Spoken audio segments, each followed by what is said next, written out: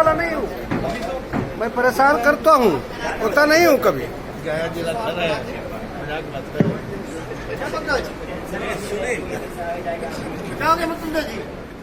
हम लोग पटना में नहीं करते। आप कोटा का अगर आप देखें, वहां पे पढ़ने वाला बिहारी, पढ़ाने वाला बिहारी, अधिकांश शैक्षिक संस्थानों के जो मालिक हैं वो बिहारी, पर व्यवस्था राजस्थानी। क्यों ये व्यवस्था हम लोग बिहार में नहीं दे सकते?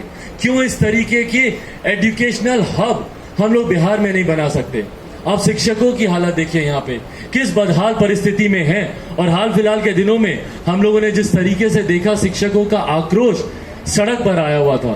भाई शिक्षकों को हम लोगों ने भगवान से बढ़कर दर्जा दिया, गुरु।